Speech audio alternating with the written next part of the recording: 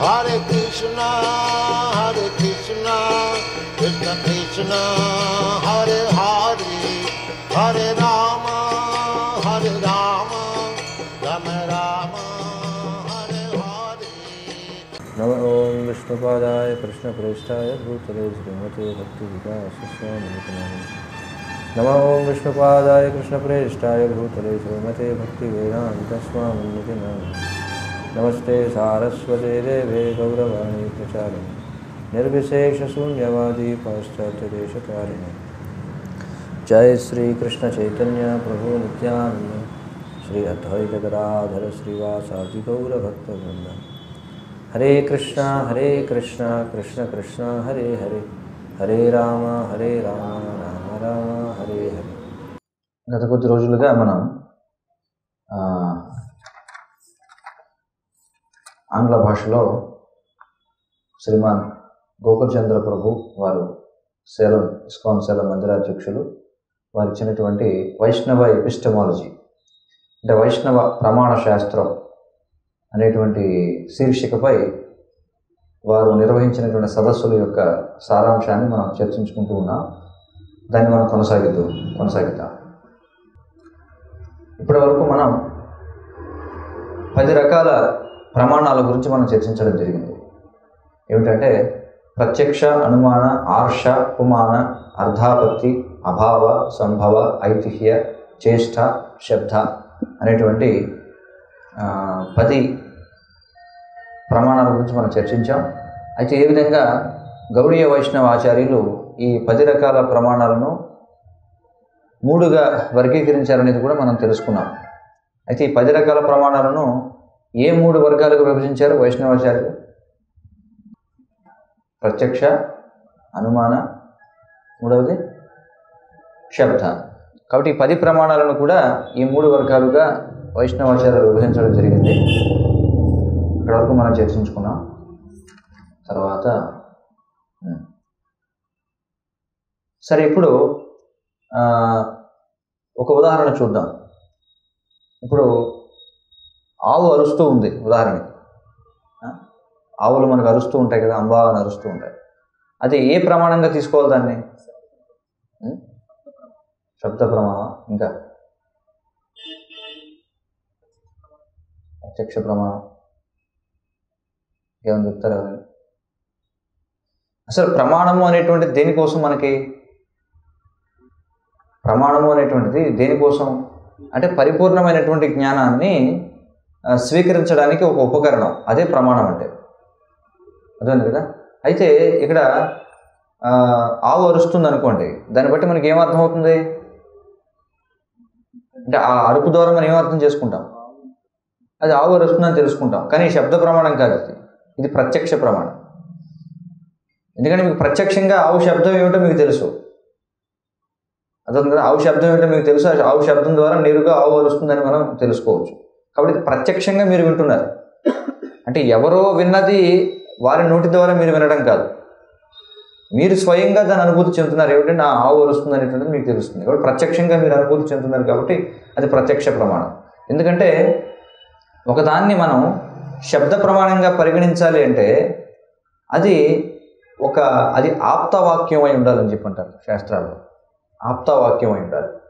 ఆప్తవాక్యం అంటే ఏమిటి అంటే విశ్వసనీయమైనటువంటి మూలం అనేది ఉండాలి. దానికి విశ్వసనీయమైనటువంటి మూలం ఉండాలి. అంతేకాకుండా అది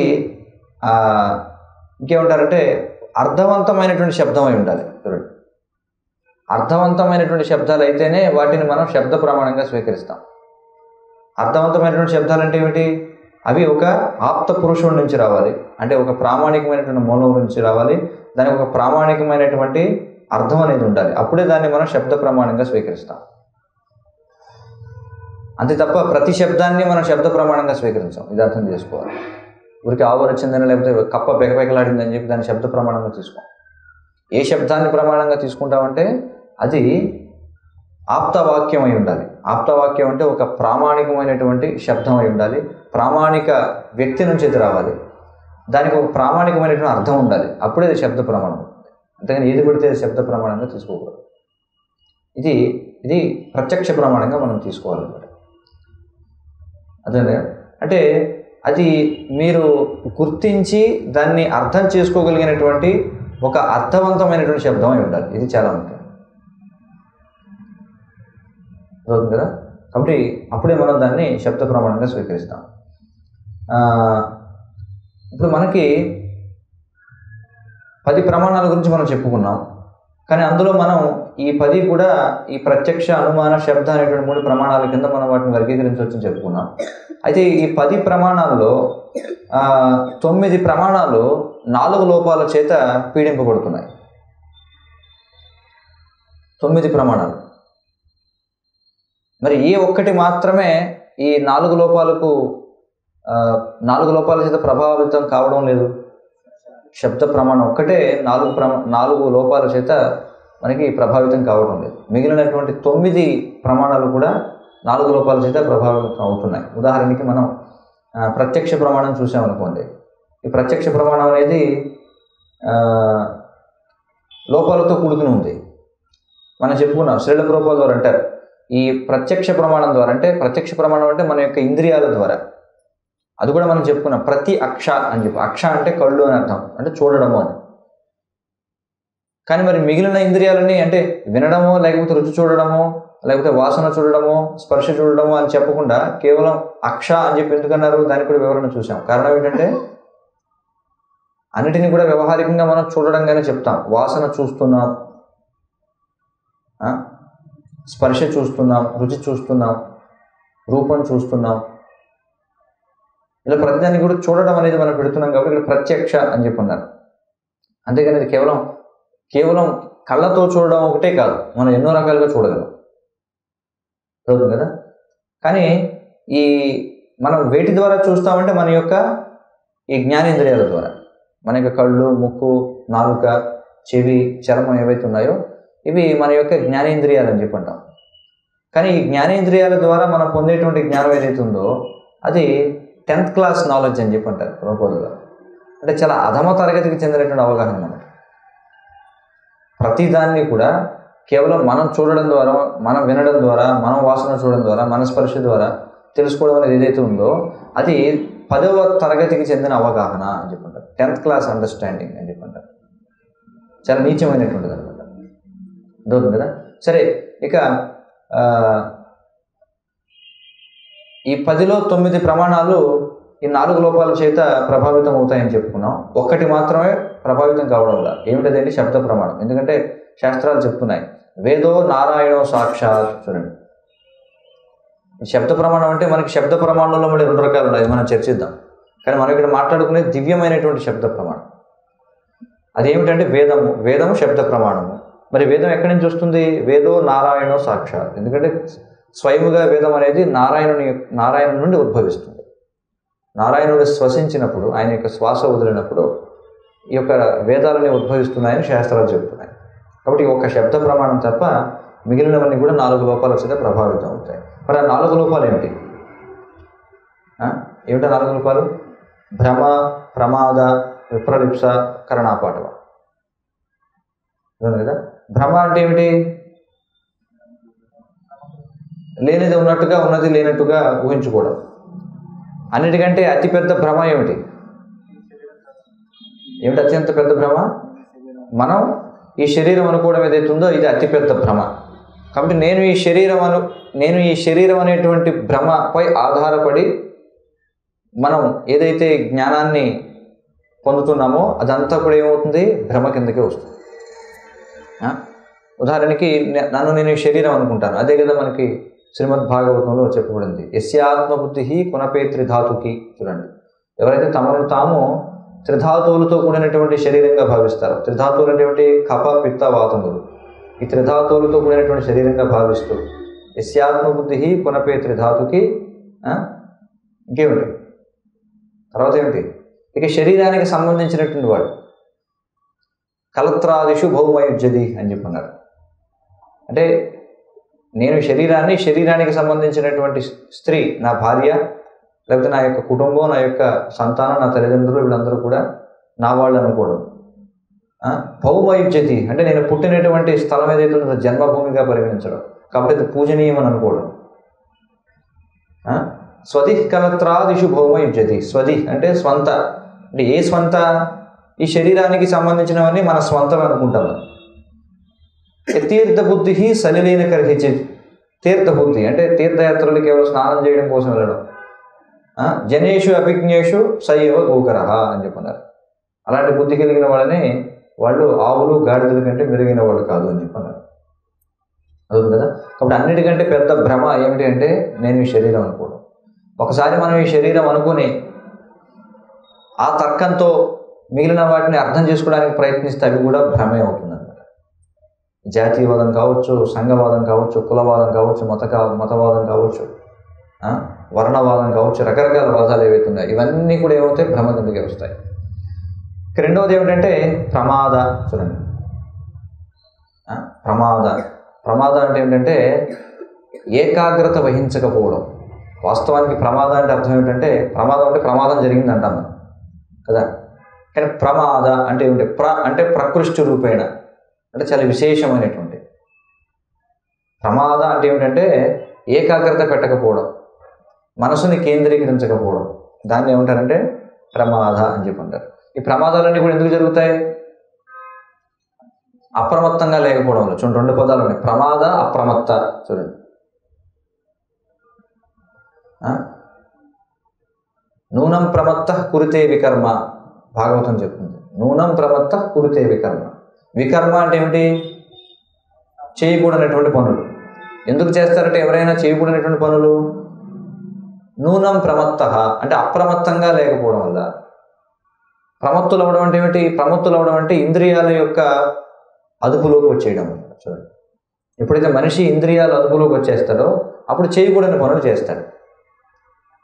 ఇంద్రియాల అదుపులోకి రావడం అంటే ఇప్పుడు మనం ఏదైనా ఒక కార్యం చేయాలంటే ఇంద్రియాలకి మనం నాయకులమై ఆ కార్యాన్ని చేయించాలి. ఎందుకంటే మనం ఏదైనా కార్యాన్ని చేయాలంటే శరీరంలో జ్ఞానేంద్రియాలు, కర్మేంద్రియాలని అవసరం. కానీ అలా చేయాల్సి వచ్చినప్పుడు మన మాట ఇంద్రియాలు వినాలి తప్ప ఇంద్రియాల మాట వినకూడదు. ఇంద్రియాల మాట మనం వినే స్థాయికి వస్తే, ఇంద్రియాలు మనల్ని శాసించే స్థాయికి వస్తే అప్పుడు దాన్ని ఏమంటారంటే ప్రమత్త అని చెప్పి అంటారు. కాబట్టి అప్రమత్తంగా ఉండాలి. అప్రమత్తంగా లేకపోతే ఏమవుతాయి? ప్రమాదాలు జరుగుతాయి. చూడండి, రెండు కూడా ఒకదానికి కూడా సంబంధం ఉన్న పదాలు. ఎప్పుడైతే మన ఇంద్రియాలు మన నియంత్రణలో లేవో అప్పుడు మనం ఏమవుతాం? ఏకాగ్రతను కోల్పోతాం. ఏకాగ్రతను కోల్పోతే అప్పుడు ఏమవుతాయి? అప్పుడు ఏవో ఒక దురదృష్టకరమైనటువంటి సంఘటనలు జరుగుతాయి. వాటిని ప్రమాద అని చెప్పంటారు. అదొంది కదా. కాబట్టి ఈ ప్రమాద అంటే మనకి తప్పులు చేయడం అనేటువంటి అర్థాన్ని మనం ఇస్తాం. కానీ ఎందుకు తప్పులు చేస్తాం మనం అంటే ఏకాగ్రత లోపం వల్ల. ఇంకా చెప్పాలంటే అంటే దీనికి విశాలమైన అర్థం అనమాట. సాధారణంగా మనం భ్రమ, ప్రమాద, విప్రలిప్స, కరణాపాటవ అని చెప్పి అంటాం. అంటే అసంపూర్ణమైనటువంటి ఇంద్రియాలు, అంటే భ్రమకి గురి కావడం ఒకటి, మోహానికి గురి కావడం, తర్వాత తప్పులు చేసేటువంటి స్వభావం, ఇది తర్వాత మోసం చేసేటువంటి మోస ప్రవృత్తి అనేటువంటిది ఉంటుంది. ఇంకేముంటాయి? అసంపూర్ణమైనటువంటి ఇంద్రియాలు, ఇవి చెప్తాం. కానీ ఇక్కడ తప్పులు చేయడము అనేటువంటిది దానికి విశాలమైన అర్థం ఏమిటంటే ఏకాగ్రత లేకపోవడం అని కూడా వస్తుంది. సాధారణంగా భౌతిక శరీరం కలిగినటువంటి ప్రతి జీవి కూడా తప్పులు చేస్తారు. టు ఎర్ర్ ఈజ్ హ్యూమన్ అని చెప్పంటారు ఇంగ్లీష్లో. అంటే తప్పులు చేయడం మానవ సహజం. కేవలం మానవ సహజమే కాదు, శరీరం స్వీకరించిన ప్రతి జీవి కూడా. అయితే ఈ జంతువులు ఏవైతే ఉన్నాయి, పశువులు ఏవైతే ఉన్నాయో పూర్తిగా ప్రకృతి త్రిగుణాల యొక్క నియంత్రణలో నడుస్తూ ఉంటాయి. వాటికి తప్పులతో సంబంధం లేదు, ప్రకృతి వాటిని నడిపిస్తుంది. కానీ మనిషికి ఆ విచక్షణ అనేటువంటిది ఉంది. ఏం చేయాలి, ఏం చేయకూడదు అనేటువంటి విచక్షణ మనిషికి ఇవ్వబడింది. మరి విచక్షణ కలిగి ఉండాలంటే దానికి మనం చాలా అప్రమత్తంగా ఉండాలి. కాబట్టి ఇది ప్రమాద. ఇక తర్వాత మూడవది విప్రలిప్స, అంటే ఇతరులను మోసం చేయడం, అబద్ధం ఆడడం. ఇతరులను మోసం చేయడం, అబద్ధం ఆడడం, వీటిని ఏమంటారు? విప్రలిప్స అని చెప్పంటారు. కాబట్టి జీవితంలో అబద్ధం ఆడినవాడు ఎవడన్నా ఉన్నాడా చెప్పండి? జీవితంలో అబద్ధం ఆడినవాడు ఎవడున్నాడా? ఖచ్చితంగా అబద్ధం ఆడాల్సిందే. మన ధర్మరాజు గురించి చెప్పుకున్నాం. మహాభారతంలో ఒక కథ ఉంటుంది. మహాభారతంలో కథ ఏమిటంటే కేవలం సత్యం పలకడం ద్వారా ఒక బ్రాహ్మణుడు నరకానికి వెళతాడు. తెలుసా మీకు ఆ వృత్తాంతం గురించి? కేవలం నిజం మాట్లాడడం ద్వారా ఒక బ్రాహ్మణుడు నరకానికి వెళ్ళాల్సి వస్తుంది. ఏమిటి ఆ వృత్తాంతం అంటే శ్రీకృష్ణ భగవానుడు చెప్తాడు దీని గురించి. ఏమిటంటే ఒక బ్రాహ్మణుడు ఇప్పుడు కూడా సత్యసంధత కలిగి ఉంటాడు, ఎప్పుడు కూడా నిజమే మాట్లాడతాడు అనమాట. చాలా సత్యనిష్ఠాపరుడు అనమాట. అయితే ఈ బ్రాహ్మణుడు జీవితంలో అబద్ధం చెప్పడు. ఒకసారి బ్రాహ్మణుడు దారిలో వెళుతూ ఉండగా ఒక వ్యాపారి పరిగెత్తుకుంటూ వస్తాడు. ఆ వ్యాపారిని ఏమిటంటే దొంగలు తరుముకొస్తుంటారు అనమాట. ఆ వ్యాపారి దగ్గర ఉన్నదంతా కూడా దోచుకుందామని చెప్పి దొంగలు పరిగెత్తుకుంటూ వస్తుంటారు. వస్తుంటే ఆ వ్యాపారి వచ్చి ఏమంటాడంటే, అయ్యా ఇదిగో నన్ను దొంగలు తరుముకొస్తున్నారు, చూడు మరి నన్ను వాళ్ళు, నేను దొరికితే చంపేస్తారు నన్ను, దయచేసి నేను ఎక్కడ దాక్కోవాలో చెప్పు అని చెప్పి అంటాడు. అయితే అదిగో అక్కడ పొదలు ఉన్నాయి కదా, పొదల చోటును దాక్కో అని చెప్పి అంటాడు బ్రాహ్మణుడు. సరే వ్యాపారి వెళ్ళి ప్రణామాలు చేసి మీకు చాలా ధన్యవాదాలండి అని చెప్పి వెళ్ళి పొదల చోటును దాక్కుంటాడు. తర్వాత దొంగలు వస్తారు. వచ్చి ఇదిగో ఒక వ్యాపారి పరిగెత్తికి వెళ్ళాడు చూసావా, ఎటు వెళ్ళాడో తెలుసా నీకు అని చెప్పి అంటాడు. అతను ఆలోచిస్తాడు, మరి నేను ఎప్పుడు కూడా సత్యమే పలకాలి కదా అని చెప్పి ఏమంటాడంటే అదిగో ఆ పొదల చోటు ఉన్నట్టు పట్టుకోండి అని చెప్పాడు. వెళ్ళి వాడిని పట్టుకుని వాడిని దోచుకుంటారు, వాడిని చంపేస్తారు. దానికి బాధ్యుడిగా ఈ బ్రాహ్మణుడు నరకానికి వెళ్తాడు అనమాట. చూడండి, కాబట్టి సత్యాసత్య విచక్షణ. భగవత్ సేవార్థం మనం అబద్ధం ఆడాలి. చూడండి, ఎందుకంటే భౌతిక ప్రపంచంలో మీరు చూసినట్లయితే భౌతిక ప్రపంచంలో ఇప్పుడున్నటువంటి భౌతికమైనటువంటి వ్యక్తుల సాంగత్యంలో అబద్ధం ఆడకుండా ఏ కార్యం జరగదు. అయితే ప్రచారం కోసం లేదా భగవత్ ప్రయోజనం కోసం అబద్ధం ఆడాలి. ఉదాహరణకి మనకి వర్ణాశ్రమ ధర్మాల్లో కూడా వైశ్యుడు ఎవరైతే ఉన్నాడో, వైశ్యుడు అనేటువంటి వాడు అబద్ధం చెప్పవచ్చు. ఎలాగా? ఇప్పుడు తాను అమ్మేటువంటి ఉత్పత్తి ఏదైతే ఉందో ఆ ఉత్పత్తి ఏం చెప్తాడు ఎవడైనా కానీ, అందులో ఒకటి ఉంటే అది 10 రెట్లు చేసి చెప్తాడు. ఈ వస్తువు చాలా అద్భుతమైనదండి, ఇది అసలు మహోన్నతమైనటువంటిది, మీరు తీసుకుంటే మీ జీవితం మారిపోతుంది, మీకు కాబట్టి తక్కువ రేటుకి ఇస్తున్నాను, ఇవన్నీ మనం వింటుంది కదా, అంతేనా? చాలా బాగుంటుందండి, చాలా అద్భుతంగా ఉంటుంది, మీకు కాబట్టి నేను తగ్గించి ఇస్తున్నాను అవన్నీ చెప్తాడు. కానీ అది అనుమతించబడింది కొంతవరకు. అలాగే మన కృష్ణ చైతన్య ప్రచారంలో కూడా మనం అబద్ధాలు ఆడాల్సి వస్తుంది. ఇది ప్రతి ఒక్కరు కూడా ఇప్పటివరకు నేను కృష్ణ చైతన్య ప్రచారంలో అసలు అబద్ధమే ఆడలేదు అనేవాడిని ఎవరైనా చూపించండి, చూద్దాం. అసంభవం అది. లౌకికులైనటువంటి వ్యక్తులతో వ్యవహరిస్తున్నప్పుడు ఖచ్చితంగా, అయితే అది స్వలాభం కోసమో లేకపోతే మన యొక్క ఇంద్రియ భోగం కోసమో అబద్ధం ఆడడం అనేది పొరపాటు, అర్థం కదా. కానీ కృష్ణ చైతన్య ప్రయోజనం కోసం, కానీ అది చాలా జాగ్రత్తగా ఉండాలన్నమాట. ఇది కూడా ఒక ప్రామాణికుల యొక్క అడుగుజాడలో మనం నడవాలి తప్ప అందులో మన స్వంత ఇంద్రియ భోగం మిళితమై ఉందనుకోండి, అప్పుడు మళ్ళీ మన ఇబ్బందులు పడాల్సి వస్తుంది. అర్థం కదా. ప్రభుపాదులు అంటారు, ఏమంటారంటే you cannot cheat others but you can trick others అని చెప్పంటారు. ఇతరులను మోసం చేయడానికి లేదు కానీ ట్రిక్ చేయొచ్చు అని చెప్పంటారు. మోసం చేయడం అంటే ఏమిటి, ట్రిక్ చేయడం అంటే ఏమిటి?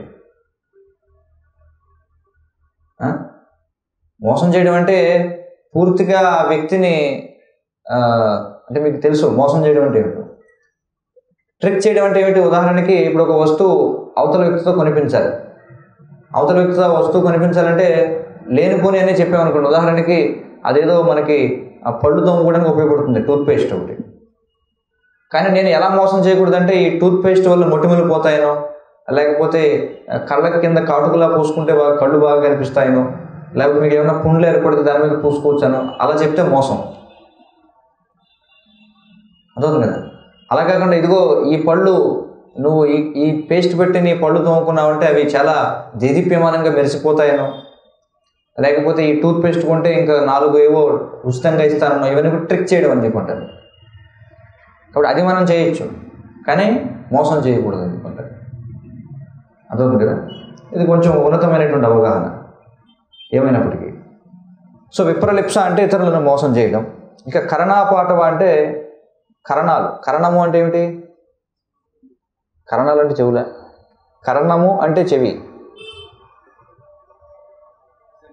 కరణాలు అంటే ఇంద్రియాలు. ఇంకా చెప్పాలంటే ఉపకరణాలు అని చెప్పి అంటాం. స్పష్టంగా దాని అర్థం ఏంటంటే కరణము అంటే ఇన్స్ట్రుమెంట్ అని అర్థం, ఉపకరణము అంటే ఇన్స్ట్రుమెంట్. కాబట్టి కరణాలు అనేవి మనకు ఇన్స్ట్రుమెంట్స్ అనమాట, మనకు ఉపకరణాలు. దేనికి ఉపకరణాలు? జ్ఞానాన్ని స్వీకరించడం కోసం, కర్మలు చేయడం కోసం. కాబట్టి అపాటవ చూడండి, అంటే అవి అపరిపూర్ణమైనటువంటివి, లోపభూయిష్టమైనటువంటివి. కాబట్టి ఈ 4 లోపాలు ఉండడం చేత ప్రతి వ్యక్తి కూడా ఈ 4 లోపాలు కలిగి ఉంటాడు. అందుచేత ఈ 10 ప్రమాణాల్లో 9 ప్రమాణాలు లోపభూయిష్టమైనవి అని చెప్తున్నాయి శాస్త్రాలు. కానీ ఒకటి మాత్రం పరిపూర్ణమైనటువంటిది. ఏమిటది? శబ్ద ప్రమాణం. ఉంటుంది కదా. కాబట్టి జీవ గోస్వామి వారు చెప్తారు, ఆయన రచించినటువంటి తత్వ సందర్భంలో ఏమంటారంటే వేదాలు లేదా వేదాలనే శబ్ద ప్రమాణం అని చెప్పంటారు. అదొక్కటే భగవంతుడి గురించి జ్ఞానం తెలుసుకోవడానికి ప్రామాణికమైనటువంటి మూలం. చూడండి, ఏకైక ప్రామాణిక మూలం ఏమిటి భగవంతుడిని గురించి తెలుసుకోవడానికంటే? వేదము. చూడండి, అది మాత్రమే శబ్ద ప్రమాణము. అదవుతుంది కదా. ఇప్పుడు మన అవగాహన పరిధికి అతీతమైనటువంటి కొన్ని విషయాలు ఏవైతే ఉన్నాయో, మన అవగాహన పరిధికి అతీతమైనటువంటి విషయాలు ఏవైతే ఉన్నాయో వాటిని అర్థం చేసుకోవడానికి మనం వేటిపై ఆధారపడాలంటే శబ్ద ప్రమాణం మాత్రమే. చూడండి, మన అవగాహన పరిధికి అతీతమైనటువంటివి. ఉదాహరణకి ఎవరో సైంటిస్ట్ చెప్తాడు భూమికి సూర్యుడికి మధ్య ఇంత దూరం ఉంది అని చెప్పి, మీరు దాన్ని కొలవగలరా చెప్పండి? కొలవలేదు. మరి చేయగలిగిందల్లా ఏమిటి?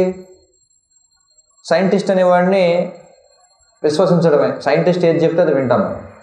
అది శబ్ద ప్రమాణం, అంటే వాడి యొక్క శబ్దాన్ని మనం ప్రమాణంగా తీసుకున్నాం.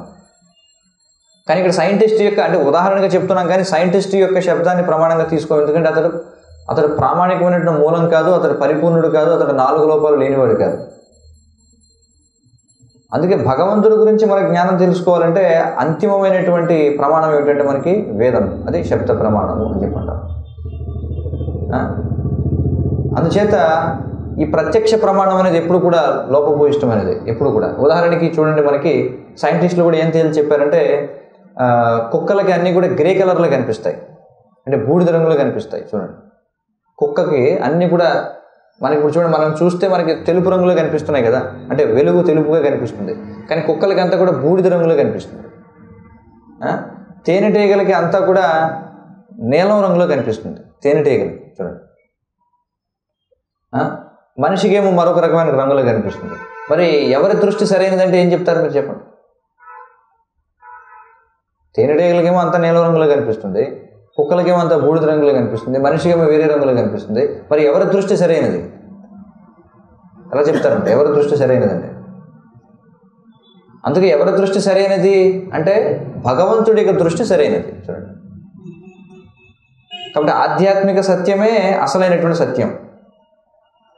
పరమసత్యం ఏమిటి అంటే ఆధ్యాత్మిక సత్యం.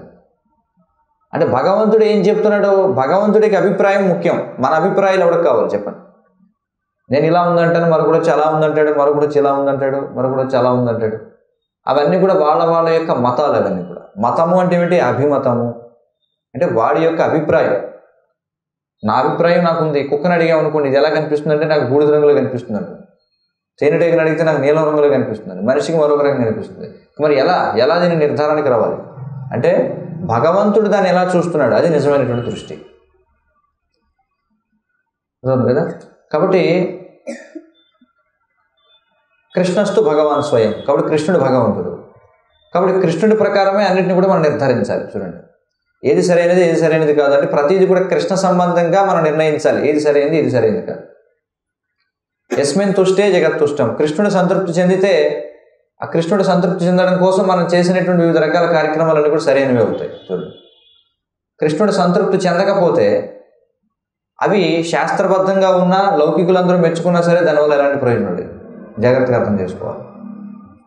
కాబట్టి ఏదైనా ఒకటి తప్ప ఒకటి ఉప్ప, పలానావాడు చెప్పింది అబద్ధమా, పలానావాడు చెప్పింది నిజమా, ఏమిటి దానికి నిర్ధారణ ఏమిటి?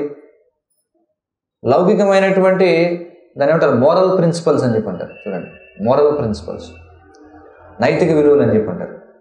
కానీ భౌతికమైనటువంటి నైతిక విలువల్ని మీరు ఆధ్యాత్మికతకి అన్వయించలేరు. ఇది అర్థం చేసుకోవాలి. లౌకికుల దృష్టిలో ఏదైతే నైతిక విలువో అది ఆధ్యాత్మికతకి వర్తించదు. ఇది మనం అర్థం చేసుకోవాలి. ఒకవేళ మనం భౌతికమైనటువంటి నైతిక విలువల దృష్టితో ఆధ్యాత్మికతను అర్థం చేసుకుందామని ప్రయత్నిస్తే అప్పుడు మన అవగాహన అపరిపూర్ణమే అవుతుంది. ఎందుకంటే ఒక లౌకికుడి యొక్క దృష్టి వేరు, ఆధ్యాత్మికవేత్త యొక్క దృష్టి వేరు. ఉదాహరణకి మనం చూసినట్లయితే శ్రీల భక్తి సిద్ధాంత సరస్వతి ఠాకూర్ల వారి కాలంలో బెంగాల్లో తీవ్రమైనటువంటి కరువు పరిస్థితులు ఏర్పడతాయి. అక్కడ బెంగాల్లో అంటే అప్పటి అవిభాజ్య బెంగాల్ అని చెప్పుకోవచ్చు, అంటే ఇంకా విభజింపబడాల. మిడ్నాపూర్ అనే జిల్లాలో తీవ్రమైనటువంటి కరువు వాటిల్లుతుందన్నమాట. కాబట్టి ఆ సమయంలో కరువు కాటకాలు ఉన్న సమయంలో భక్తి సిద్ధాంత సరస్వతి వారు ఒక థీయిస్టిక్ ఎగ్జిబిషన్ అంటే ఏమిటి, మనం చూడండి బొమ్మల రూపంలో ఆధ్యాత్మిక విషయాలను తెలియజేయడం కోసం ఒక ప్రదర్శన ఏర్పాటు చేస్తారు ఆయన. ఆ ప్రదర్శన కోసం ఆయన ఎంతో ధనాన్ని విరాళంగా స్వీకరిస్తూ ఉంటారు అన్నమాట. అయితే కొంతమంది ప్రశ్నిస్తారు, ఏమయ్యా ఇంతమంది చనిపోతున్నారు, లోకంలో ఇంతమంది చనిపోతుంటే మీరు డబ్బుని అలా చనిపోతున్న వాళ్ళకి ఆహారం పెట్టడానికి వినియోగించడం మానేసి మీరు ఏదో ఆధ్యాత్మిక చిత్రకళా ప్రదర్శన అని చెప్పి, బొమ్మల ప్రదర్శన అని చెప్పి దానికి ఖర్చు చేస్తారేమిటి, ఇదేమైనా సబబుగా ఉందా అని చెప్పి అంటారు. చూడండి, ఒకటి లౌకిక దృష్టి, మరి ఆధ్యాత్మిక దృష్టి ఏమిటి? ఏమంటారంటే అప్పుడు శ్రీల భక్తి సిద్ధాంత సరస్వతి ఠాకూర్ వారు ఏమంటారంటే, భౌతికమైనటువంటి కరువు కంటే ఆధ్యాత్మిక కరువు చాలా భయంకరమైనది. మీరేమంటున్నారు, వరదలు వచ్చి కొట్టుకుపోయారని చెప్పి అంటున్నారు జనం. కానీ ఈ వరదల కంటే భవసాగరం వరద ఏదైతుందో అది ఇంకా ప్రమాదకరమైంది. చూడండి,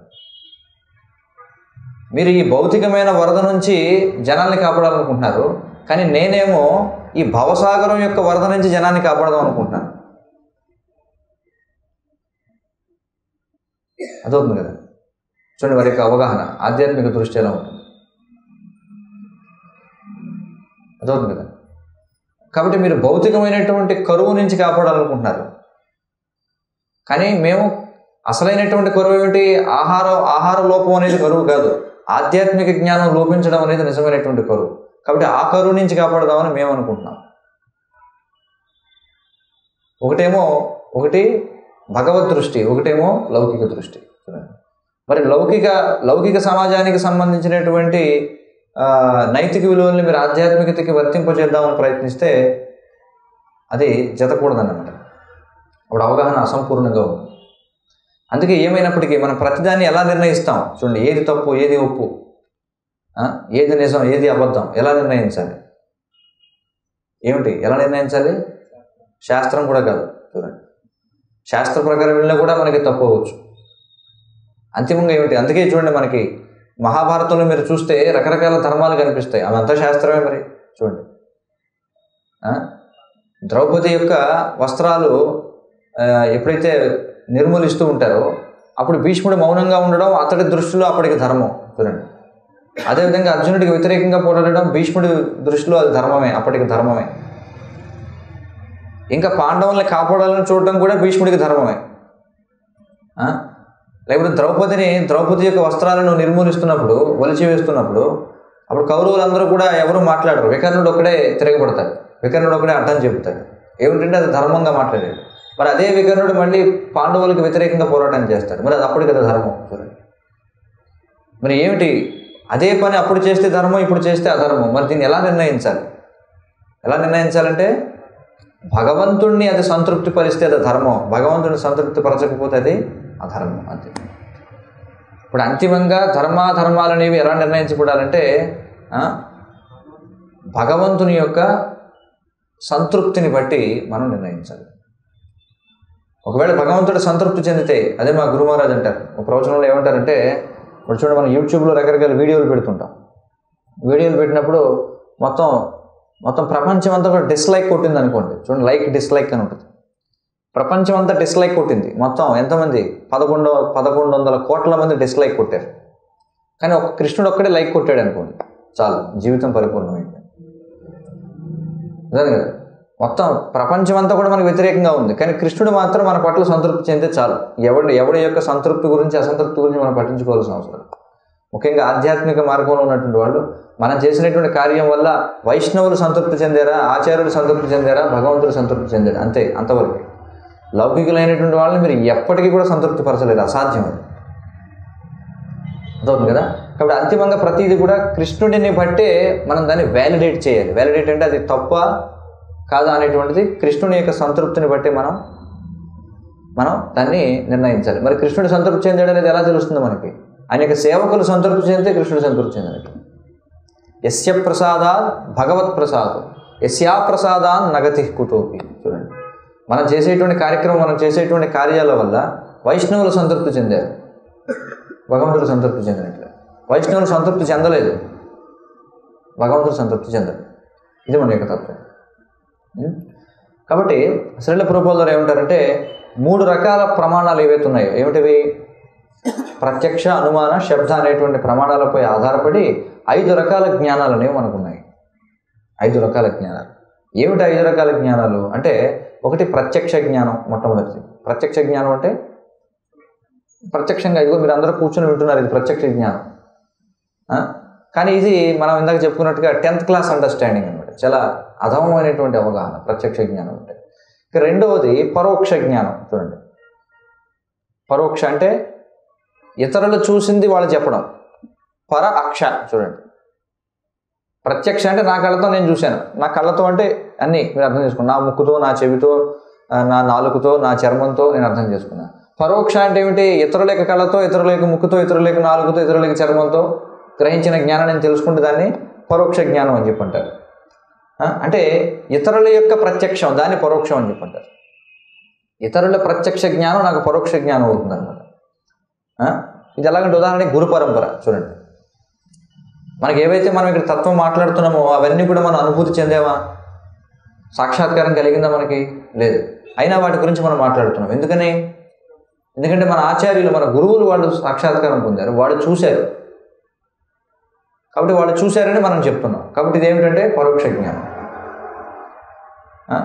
ఇక అపరోక్ష జ్ఞానం. చూడండి, అదే కదా అపరోక్ష జ్ఞానం. ఏమిటి అపరోక్ష జ్ఞానం అంటే? స్వయంగా సాక్షాత్కారం పొందడం. చూడండి, స్వయంగా సాక్షాత్కారం పొందడం, ఆత్మ సాక్షాత్కారం అని చెప్పుకుంటారు. ఇది చాలా చాలా అరుదైనటువంటిది. అంటే ఇక్కడ పర, అపర అనేటువంటి 2 ఉన్నాయి. అర్థం కదా? కాబట్టి అపరోక్ష జ్ఞానం అంటే ఏమిటంటే దేన్నైనా సాక్షాత్కారం పొందడం, లేదా ఇది చాలా చాలా చాలా అరుదైనటువంటిది అనమాట. ఇది ఋషులు, మునులైనటువంటి వాళ్ళు పొందుతారు దీన్ని. ఇక తర్వాత అధోక్షజ జ్ఞానం. అధోక్షజ జ్ఞానం అంటే ఏమిటి అంటే మన ఇంద్రియాల అనుభవానికి అతీతమైనటువంటి జ్ఞానం. దాన్ని అధోక్షజ జ్ఞానం అని చెప్పంటారు. అధోక్షజ అంటే మన యొక్క ఇంద్రియాలకు అతీతమైనటువంటిది. దానిని ఏమంటారంటే అధోక్షజ జ్ఞానం అంటారు. ఇక తర్వాత అప్రాకృత జ్ఞానం. చూడండి, అప్రాకృత జ్ఞానం అంటే ఏమిటి? అప్రాకృత అంటే ఈ భౌతిక ప్రకృతికి సంబంధించింది కాదు ఇది. అప్రాకృత అంటే ఏమిటి? దివ్యమైనది. ఈ దివ్య జ్ఞానాన్ని అప్రాకృత జ్ఞానం అని చెప్పంటారు. అంటే వసుదేవ సత్వంలో పొందేటువంటి జ్ఞానం. అంటే సత్వగుణంలో పొందే జ్ఞానం కూడా ప్రాకృతిక జ్ఞానమే. సత్వరజస్తమ గుణాలు 3 కూడా భౌతికమైనటువంటివి. కాబట్టి ఆ 3 కూడా ప్రాకృతిక జ్ఞానం కిందకే వస్తుంది. కానీ అప్రాకృత జ్ఞానం అంటే ఏమిటి? శుద్ధ సత్వంలో నెలకొని ఉండడం చేత. శుద్ధ సత్వం అంటే దాన్ని వసుదేవ సత్వం అని చెప్పంటారు. ఆ వసుదేవ సత్వంలో నెలకొని ఉండడం చేత మనం పొందేటువంటి జ్ఞానాన్ని అప్రాకృత జ్ఞానము అని చెప్పంటారు. కదా? కాబట్టి ఈ 5 రకాల జ్ఞానాల గురించి శ్రీల ప్రభుపాదుల వారు జూలై 18వ తేదీ 1971న డెట్రాయిట్లో దీక్షా కార్యక్రమం సందర్భంగా ఇచ్చిన ప్రవచనంలో ఈ 5 రకాల జ్ఞానాల గురించి ఆయన చెప్తారనమాట. అదొక కదా, ఎవరైనా ఇది తెలుసుకోవాలంటే రాసుకోండి. జూలై 18, 1971 డెట్రాయిట్ దీక్షా కార్యక్రమం సందర్భంగా ఇచ్చిన ప్రవచనాల్లో దీని గురించి చెప్పారు. జూలై 18, 1971.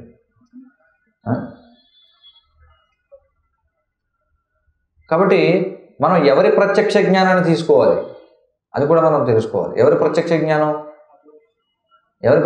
అంటే ఇప్పుడు సైంటిస్టుల యొక్క ప్రత్యక్ష జ్ఞానాన్ని మనం తీసుకుంటామా? లేదు. ఎందుకంటే సైంటిస్టుల యొక్క ప్రత్యక్ష జ్ఞానం అనేది భగవంతుడి యొక్క అస్తిత్వాన్ని నిరూపించదు. అందుచేత ఈ సైంటిస్టుల యొక్క జ్ఞానం అనేది అసంపూర్ణం అన్నమాట. కాబట్టి ఎవరి ప్రత్యక్ష జ్ఞానాన్ని మనం తీసుకోవచ్చు అంటే ఎవరైతే అధోక్షజ లేకపోతే గురు పరంపరలో వచ్చినటువంటి వాళ్ళు, వాళ్ళ యొక్క ప్రత్యక్ష జ్ఞానాన్ని మనం తీసుకోవచ్చు అన్నమాట. అదొక కదా. కాబట్టి ఈ సైంటిస్టులు మనం చూసినట్లయితే ఈ ఆధునిక సైన్స్ అనేది ఏదైతే ఉందో ప్రస్తుత రోజుల్లో, ఈ సైన్స్ అనేది అంతా కూడా వివరాల గురించిందే మొత్తం కూడా. వివరాలంటే ఏది ఎలా జరుగుతుందని వివరిస్తారు సైంటిస్టులు, అవునా? ప్రతిదీ ఇది దానితో సమ్మేళనం చెందడం వల్ల ఇది వచ్చింది, అది దానితో కలిస్తే అది వచ్చింది, ఇది దీంతో కలిస్తే ఇది వచ్చింది, అంతే కదా. ఈ వివరాలన్నీ కూడా సైంటిస్టులకి తెలుసు, కానీ అవన్నీ అలా ఎందుకు జరుగుతున్నాయో సైంటిస్టులకి తెలియదు. మీకు అర్థమవుతుందా? సైంటిస్టులకి ఏది ఎలా జరుగుతుందో తెలుసు, కానీ ఎందుకు జరుగుతుందో వాళ్ళకి తెలియదు. ఎందుకంటే వాళ్ళకి అంతిమ ప్రయోజనం ఏమిటో తెలియదు అన్నమాట.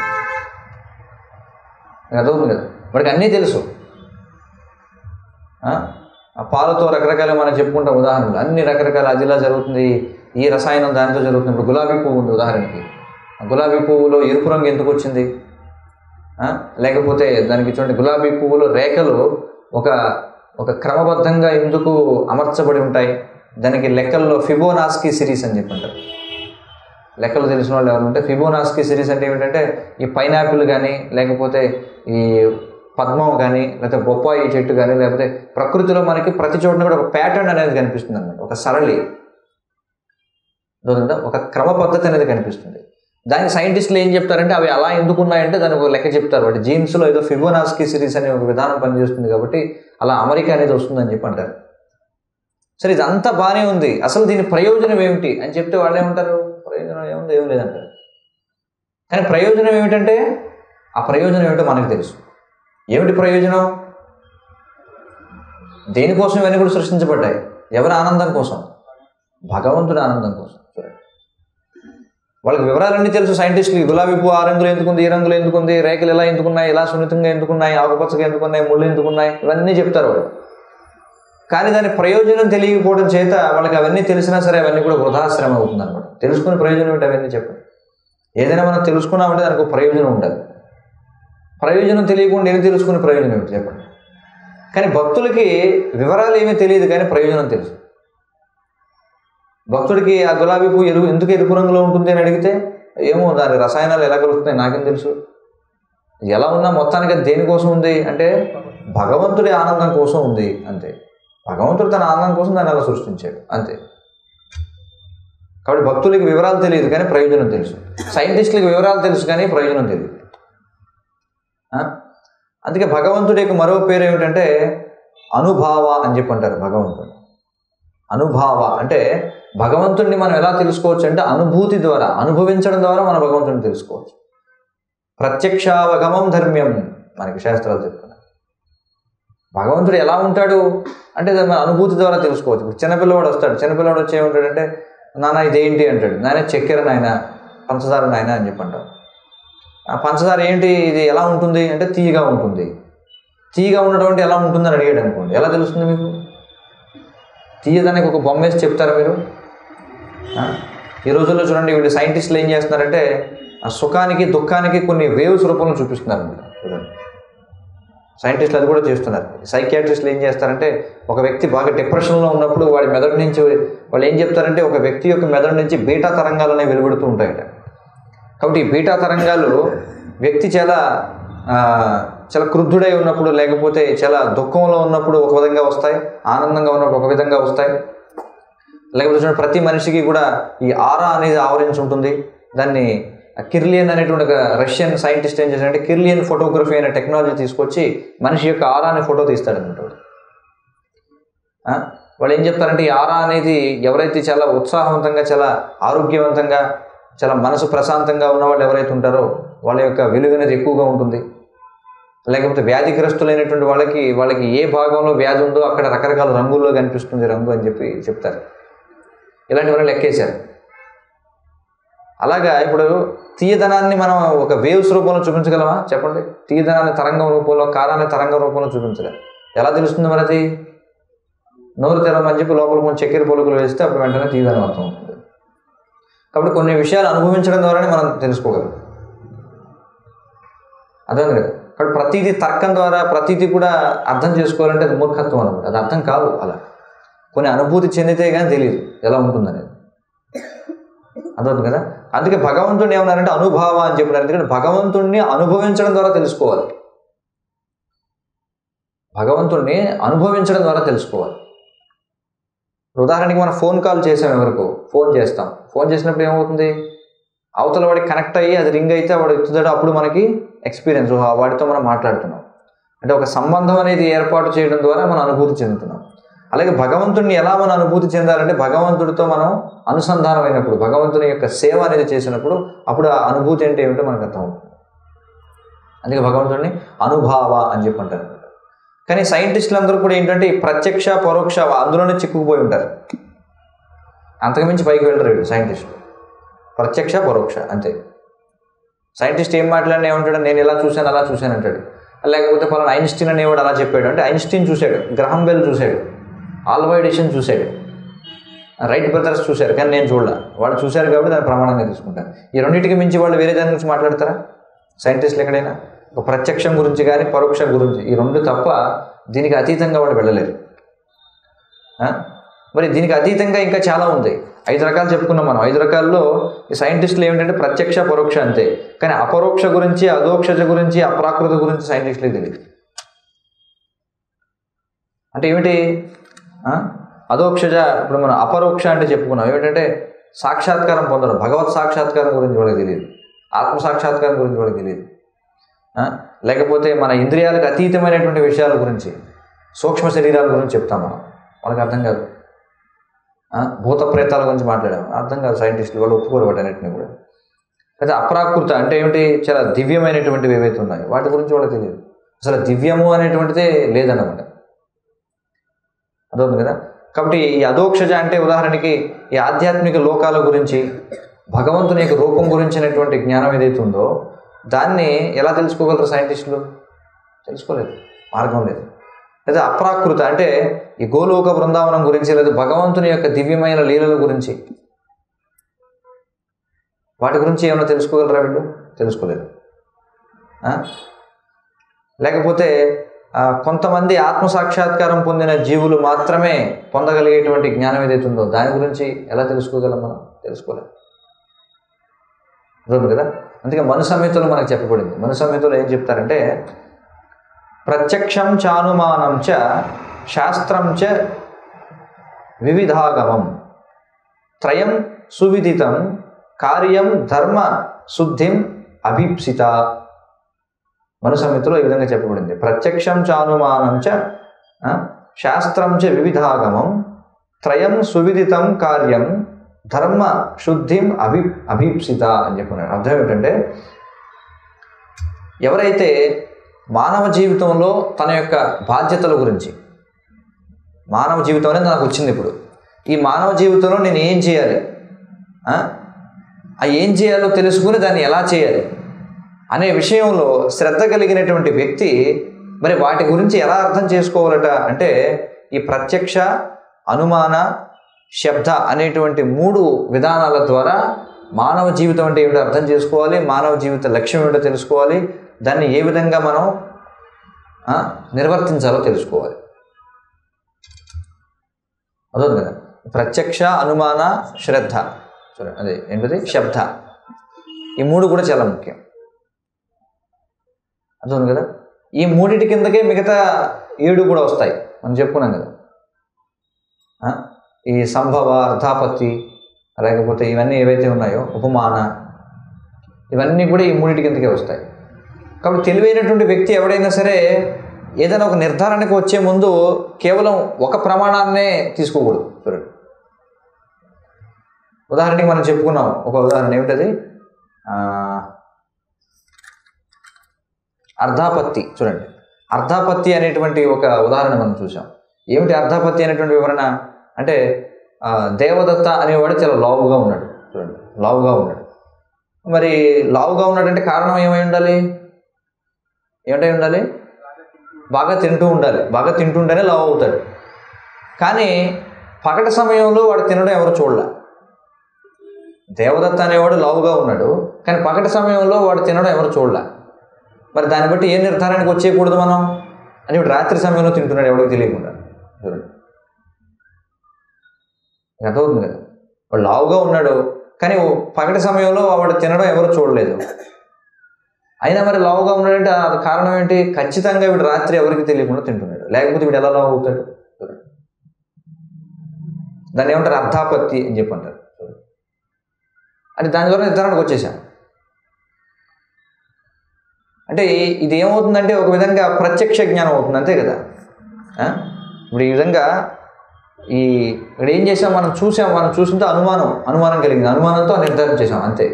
ఖచ్చితంగా వీడు ఏదో ఉంది మొత్తాన్ని, అదవుతుంది కదా. అలా మనం అవగాహనకు వస్తే అది అజ్ఞానులైనటువంటి వాడు అలాంటి నిర్ధారణకి రావాలి తప్ప, జ్ఞానం ఉన్నటువంటి వాడు కేవలం ఒక కోణంలోనే మాత్రమే ఆలోచించి నిర్ణయానికి రాకూడదు. శాస్త్రంలో ఎన్నో విధానాలు చెప్పబడ్డాయి. లేక అభావ అనేది ఉంది. ఏమిటి? ఎడ్ల బండి ఉంది, ఎడ్ల బండిని చూశాడు, ఎడ్ల బండి ఉంది అంటే ఖచ్చితంగా ఇట్లు ఎక్కడో ఉన్నాయి మొత్తానికి. అభావ అనే ప్రమాణం మనం చెప్పుకున్నాం. ఏమో వాడు ఊరికి అలంకరణకి పెట్టుకున్నాడేమో ఎడ్ల బండి, ఎవరు తెలుసు? అలంకరణకి పెట్టుకుని ఉండొచ్చు కదా. ఎడ్లు ఉన్నాయని ఎలా చెప్తారు మీరు? లేదు. అందుకే ఇవన్నీ కూడా 4 లోపాలు ఉన్నాయని చెప్పంటాం. అందుకే ఇవన్నీ కూడా మనం ఒక్కొక్క దాన్ని ఒక్కొక్క దగ్గర వినియోగిస్తాం.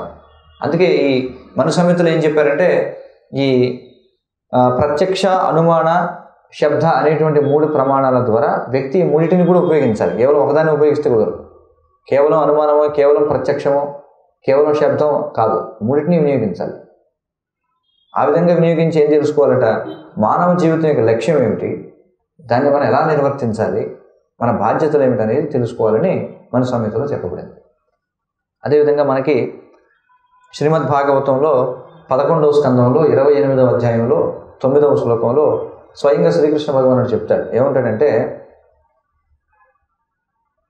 ప్రత్యక్షేనానుమానేన నిగమేనాత్మ సంవిధ ఆద్యంతవద్ అసజ్ఞాత్వ నిస్సంగో విచరేత్ ఇహ అని చెప్పి అంటాడు. ఏమంటాడంటే, ప్రత్యక్ష ప్రమాణం ద్వారా, అనుమాన ప్రమాణం ద్వారా, ఇక శాస్త్రం యొక్క సాక్ష్యం ద్వారా, అంటే శబ్ద ప్రమాణం, శాస్త్రం యొక్క నిర్దేశం ద్వారా, దానితో పాటుగా ఆత్మ సాక్షాత్కారం ద్వారా వ్యక్తి ఈ ప్రపంచానికి ఒక ఆరంభం ఉందని, ఒక ముగింపు ఉందని, ఇది అంతిమమైనటువంటి సత్యం కాదని అర్థం చేసుకోవాలి. ఆ విధంగా ప్రతి వ్యక్తి ఈ ప్రపంచంలో అనాసక్తితో జీవించాలి అని చెప్పంటాడు కృష్ణుడు. అర్థం కదా. ఏమర్థం చేసుకోవాలంటే, ఈ ప్రపంచానికి ఆరంభం ఉంది, ఆద్యంతములు కలిగినటువంటి ప్రపంచం ఇది అని ఎలా తెలుసుకోవాలంటే, ప్రతి వ్యక్తి తన ప్రత్యక్షంగా చూడాలి. ప్రత్యక్షంగా మనం అందరం చూస్తున్నాం, పుట్టిన ప్రతిదీ మరణిస్తుంది. ఏ వస్తువైనా అది తయారు చేయబడుతుంది, కొన్నాళ్ళకి నాశనం అవుతుంది. ప్రత్యక్షంగా మనం చూస్తున్నాం దాన్ని. ఇక అనుమాన ప్రమాణం ఆ విధంగా కూడా మనకు అర్థమవుతుంది. పెద్దలు చెప్తే విన్నాం కూడా మనం. చూడండి, ప్రత్యక్షంగా చాలామంది పుట్టడం చూస్తున్నాం, మరణించడం మనం చూస్తున్నాం. ఇది అంబులెన్స్ వెళ్ళింది, ఇక్కడ అంబులెన్స్ వెళ్ళిందంటే ఎవడో బకెట్ తండేసాడు అనుకుంటాం. ఎందుకంటే మనకు తెలుసు కదా, ఎందుకంటే ప్రత్యక్షంగా మనం చూసాం పుట్టడం, చనిపోవడం. లేకపోతే ఏదో నేషనల్ హైవే మీద వెళుతుంటే జనం అందరూ ఒక 100 మంది గుమ్ముగూడు ఉంటారు, ఎవడో అయిపోయాడు వాడు అనుకుంటాం. మనకు తెలుసు, ఎందుకంటే పుట్టిన ప్రతి ఒక్కరు మరణించాల్సింది ఏదో ఒక రూపంలో. ఇక పెద్దలు కూడా చెప్పారు, కృష్ణుడు చెప్తున్నాడు భగవద్గీతలో, జాతస్య ధ్రువో మృత్యు ధ్రువం జన్మ మృతస్యచ అని చెప్పి అన్నాడు. పుట్టిన ప్రతివాడు మరణించాల్సిందే, మరణించిన ప్రతివాడు మళ్ళీ పుట్టాల్సిందే అని చెప్పి అంటున్నాడు. ప్రత్యక్షంగా చూస్తున్నాం, మనకి అర్థమవుతుంది, విచక్షణ ద్వారా మనం వింటున్నాం. కాబట్టి ఈ విధంగా ప్రతిదీ ఈ ప్రపంచానికి కూడా ఒక ఆరంభం ఉంది, అలాగే ఒక ముగింపు ఉందని మనం అర్థం చేసుకోవాలి. అందుచేత మరి ఆద్యంతములు కలిగినటువంటిది పరమసత్యం ఎలా అవుతుంది? ఆద్యంతములు కలిగింది పరమసత్యం అవుతుందా? కాదు. అందుచేత మనం ఈ ప్రపంచంలో అనాసక్తితో మనం జీవించాలి అని చెప్పి శ్రీకృష్ణ భగవానుడు చెప్తారు అన్నమాట. కదా. సో ఈ విధంగా దీని యొక్క విశిష్టత, దేనికోసం అసలు మనకి ఇదంతా కూడా మనం చర్చిస్తున్నాం అనేది ఆ విధంగా మనం చర్చించుకోవచ్చు. రేపటి రోజున మనం మనం ఇంతకుముందే మనం ప్రత్యక్ష అనుమాన ప్రమాణాల గురించి చర్చించాం పూర్వ తరగతుల్లో. మనం ఇప్పుడు శబ్ద ప్రమాణం గురించి రేపటి రోజున మనం చర్చిద్దాం తర్వాత తరగతిలో, ఎప్పుడైతే అప్పుడు. ఈ దివ్య ప్రత్యక్షం అనేది ఏమిటి అని చెప్పుకున్నాం. శ్రీల ప్రభువుల గారు ఏమంటారు, ప్రత్యక్ష ప్రమాణం అనేది 10th క్లాస్, చాలా అధమమైనటువంటి జ్ఞానాన్ని గ్రహించే విధానం. మరి దివ్య ప్రత్యక్షం అనేది ఒకటి ఉంటుంది, దాని గురించి చూద్దాం మనం. ఇక శబ్ద ప్రమాణం గురించి, ఎందుకు ఈ శబ్ద ప్రమాణం అనే దాని యొక్క ఔన్నత్యం ఏమిటి, వేదాలు ఏ విధంగా మనకి ప్రమాణం, తర్వాత మనకి అసలు ఈ వేదాలు అనేవి మనకి ఎలా వచ్చాయి, వేదాల్లో వివిధ భాగాలు ఏమిటి, వాటన్నిటి గురించి కూడా చాలా ఆసక్తికరమైన చర్చ మనకుంది. అసలు ఈ వేదం అంటే ఏమిటి, లేకపోతే సంహితలు అంటే ఏమిటి, బ్రాహ్మణాలు అంటే ఏమిటి, అరణ్యకాలు అంటే ఏమిటి, ఉపనిషత్తులు అంటే ఏమిటి, ఏ వేదంలో దేని గురించి చెప్పబడింది, ఏ వేదం ఎన్ని శాఖలుగా విభజించబడింది, అసలు ఎన్ని వేదాలు ఇప్పుడు మనకు లభ్యం అవుతున్నాయి, శృతి అంటే ఏంటి, స్మృతి అంటే ఏమిటి, న్యాయం అంటే ఏమిటి, ఇవన్నీ కూడా మనం తర్వాత తరగతుల్లో చర్చిద్దాం. హరే కృష్ణ. ప్రశ్నలు సూచనలు ఉంటే చెప్పండి. అపరోక్ష జ్ఞానం గురించి చెప్పినప్పుడు ఈ అపరోక్ష అనేది డిసెండింగ్ ప్రాసెస్, అసెండింగ్ ప్రాసెస్.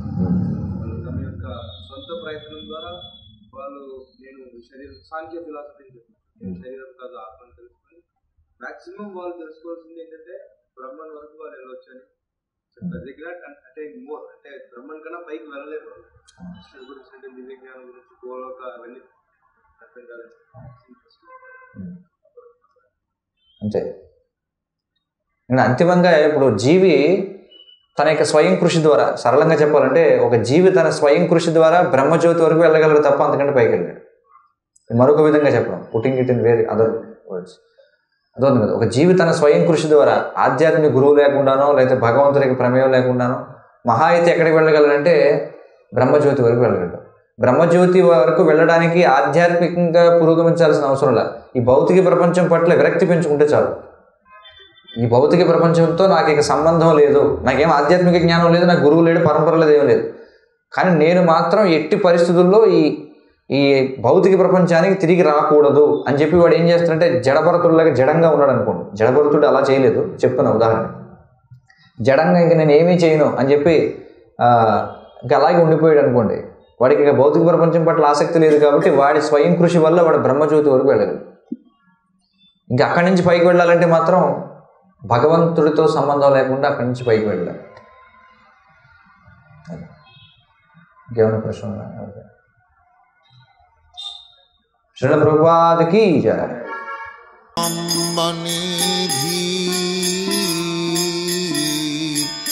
ధీరాధీర జన ప్రియౌ ప్రియకరౌ నిర్మత్సరౌ